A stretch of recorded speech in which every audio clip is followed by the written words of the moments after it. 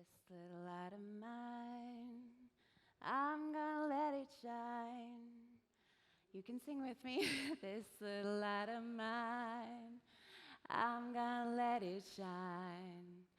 This little light of mine, I'm gonna let it shine, let it shine, let it shine, let it shine.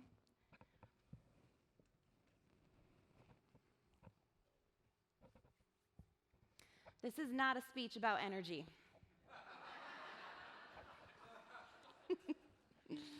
How many of you grew up singing that song? Yeah?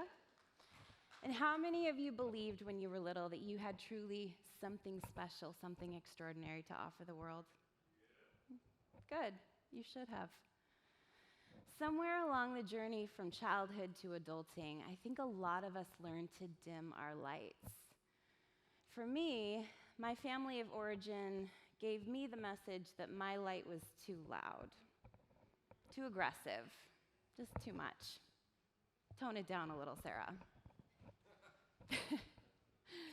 So, because our human nature is to want to be accepted by our village, I unconsciously swapped out my light for something that was more socially accepted by my village.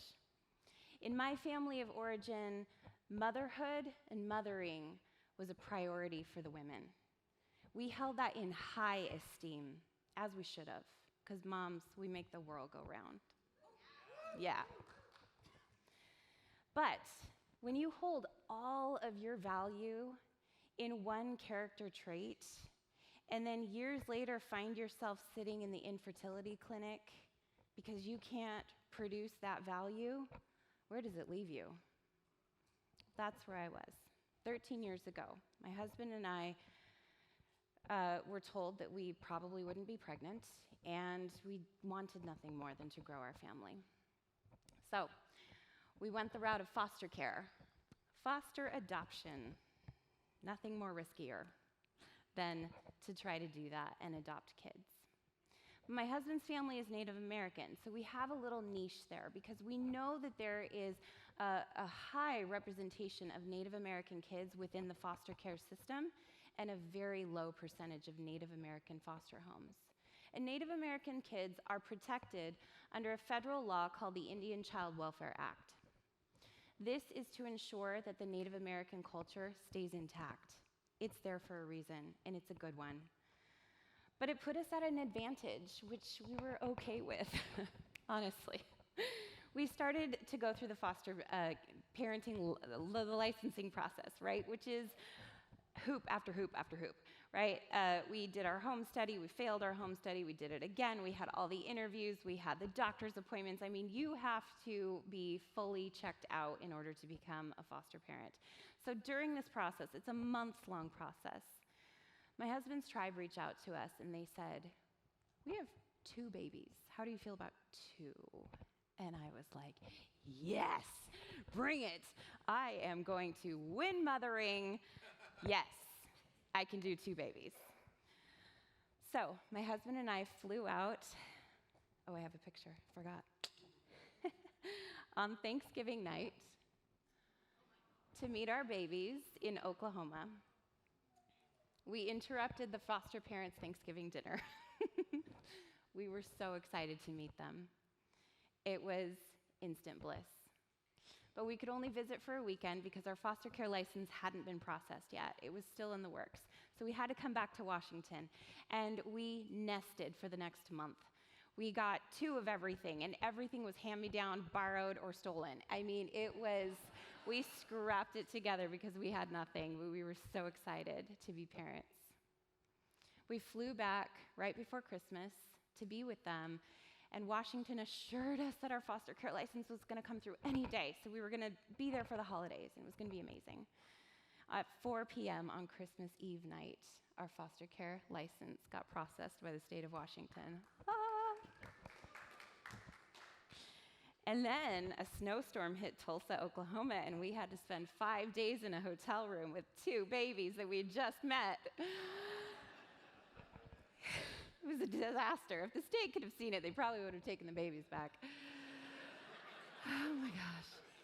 Well, we made it back to Washington, and these little monsters ran our house. It was amazing. We were in it to win it, okay? My babies were born drug affected, hence foster care, and so they were behind developmentally. So we had some catch up to do. We had a lot of doctor's appointments. We had occupational therapy, physical therapy, speech therapy, all the therapies we had to do. And so that made all of my days. I was exhausted. 6 months into it, I found myself face down on the couch in the living room thinking, is this motherhood? Yeah. And then I thought, I should take a pregnancy test. Yeah, it worked. So things were working, apparently. So now we had 3 babies under the age of 2 in cloth diapers, by the way, because I was going to save the environment too in all of this. So, and we were doing it, right? We were going to win foster care. The case was on track for adoption. I mean, it was a cut and dry case. This was going to be great. It was going to be fine. Pretty soon, we've got kids, a couple of years into it, everybody's potty trained. A couple of them are going to preschool, and I am thinking, we're making it, we're doing this, okay. But I still have this foster care license that's still good, and we are literally the only Native American certified home in all of Southwest Washington. And it was this huge burden of thinking, we still need to do this, but how? So we convinced my husband to let us take in some kids again. We were going to do respite care, temporary placements. I promise you, babe, it's not that big of a deal. Nothing long term. We can do this. Okay. And then this little guy crashed into our home like a wrecking ball. He tore down all of our defenses. Every parenting technique that we had mastered was no good on this baby. They told us it would be a short-term placement, 3 months tops, no problem. Okay. And at this point in our story, we were beginning to really understand what a dysfunctional system the foster care system is. Because our little guy was caught in the middle of it. His case was not cut and dry. We had a tough social worker. And his case, kept getting pushed back and round and round the merry-go-round. He was caught in a broken system. So instead of getting mad, which I really wanted to do, I got friendly. I made friends with some social workers, started getting a little nosy. Like, what exactly is going on here? Why is this system so broken? And is there anything we can do about it? So I was with a group of people that were also pouring into the child welfare offices for resources. So they were giving blankets, they were giving graduation kits to help, foster youth get on their own when they become 18. We were doing all these things as a community together. And while I was at the office one day, the office being the child welfare office here in Vancouver, I was walking down the cubicle halls. We were going to our conference room. We were going to talk about the next project that we were going to do. And I passed by a room. It had a little boy in it. He was probably 9 or 10.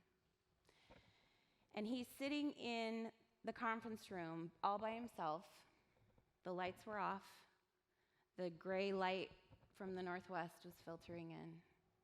He had a Happy Meal, and he had a little box of toys, both kind of half gone through. And I stopped, and I asked the social worker that we were with, she was taking us to the other conference room, I said, what's going on there? She said, well, do you see that social worker across the hallway there? She's been working the phones all day trying to find a home for him to go to. Nobody will take him. His relatives won't take him. Foster homes are at capacity. We can't find a place for him to go. She was shielding him from that sense of rejection. He knew what was going on. Come on. But he had just lost everything that he knew, and he was sitting alone, bearing the weight of that grief and suffering by himself. This was not the social worker's fault.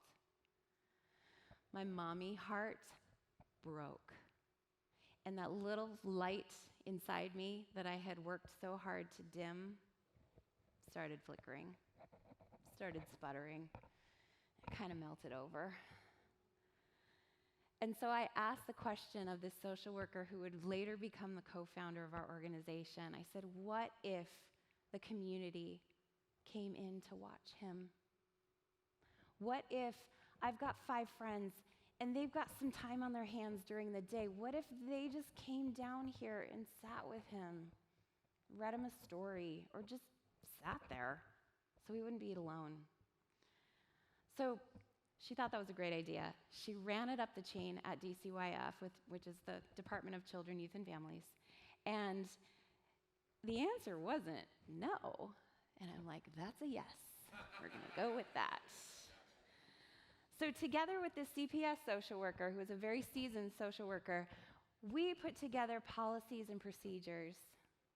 And we formed an organization called Office Moms and Dads. And that's all we would do. We would send people, community members just like you, who had been background checked and trained. We would send them to the child welfare office whenever they needed a person to sit with a kid for whatever reason. It was magical. So 3 is kind of a theme in my story here. It took 3 years to finalize the adoption for our little guy.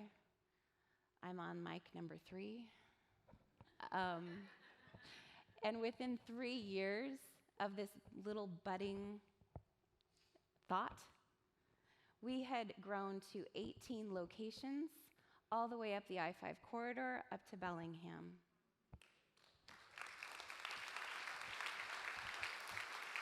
Thanks. Because of course you would want to pour into that little guy's life. I know you do.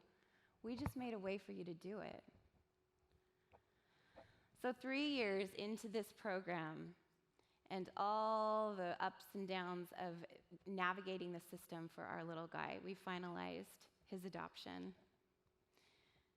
And to celebrate, baby number 5 happened. Yeah. So our infertility problems were clearly solved. End of Antox.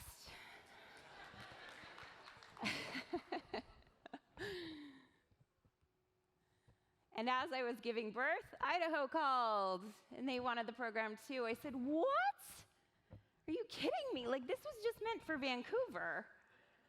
Idaho called, and they wanted it, because of course they would want it. Our volunteers provide a safe and loving and empathetic space for children who have just undergone the biggest trauma of their life. They have lost everything. And our volunteers just sit with them and hold that space. That's something everybody can do. Not only that, our volunteers provide basic necessities like clean clothes. Most of our kids coming into the doors of foster care have nothing but the clothes on their back, and they are ill-fitting and dirty. We make sure that they have a full, clean outfit to go to their foster home with. We make sure that they're not putting their stuff in garbage bags, that they have luggage. They have duffel bags or backpacks. We make sure that they have full bellies and that the social workers don't have to buy their Happy Meals out of their own pocket.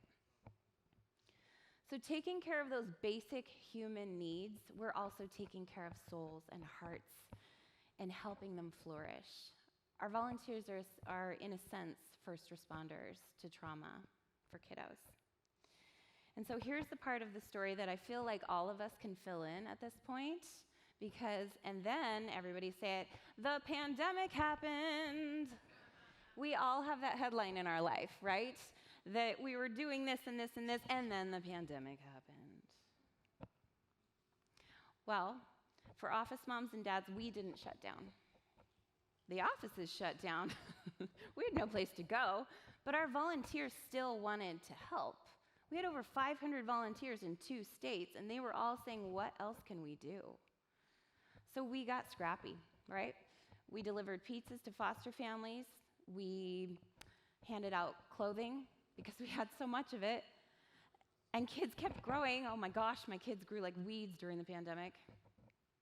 We made sure that foster families felt seen because they often feel so overlooked. We made sure that social workers had the emotional support and the appreciation of their community and that they knew it. And we made sure that kids that are affected by foster care had the basic things that they needed. During the pandemic, it taught us to be agile and to hold ourselves loosely. Come on, let's not take ourselves so seriously. Our scope widened, our hearts widened. And in keeping with our value of inclusivity, we knew that this was the right moment to change our name and rebrand and relaunch a new thing. Same mission, different name. So today we call ourselves Fosterful because we are mindful, we are hopeful, and we are thoughtful about how we interact with people experiencing foster care. We are 500 volunteers strong. We have 27 locations still, and it's still growing because the need is still there. So, I really want to make it clear that you don't have to start a nonprofit to make a difference in the world. My light, that's no brighter than your light. Every single person in this room has something that they were born with that is innate within them that they have to give to the world. And maybe you've learned to turn it down. Maybe it's something that's not fully formed in you yet. But I want to give you some examples, maybe spark some imagination. Do you have an infectious laugh? Can you grow things? Can you take care of people? Keep tiny humans alive? That ain't nothing. Are you a people collector? Are you a people connector? Use those skills to connect people, the right people, the good people. Because you see, if we use our skills together, those of you who can do spreadsheets, those of you who can math, because I can't, if you circle around each other, we can accomplish so much more than if you're just striving all by yourself, right? So what is it about you that you can offer the world to make it a brighter place? It can be something so very simple. So at this point, we're going to put our money where our mouth is. If it's accessible to you, I would like you to stand, take out your cell phone, and turn on the flashlight. Go ahead, do it. Come on, get up. You've been sitting there for a long time. Whew, things are changing. There we go.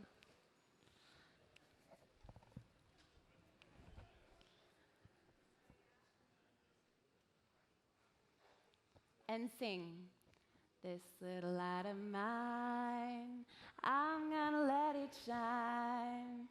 This little light of mine, I'm gonna let it shine.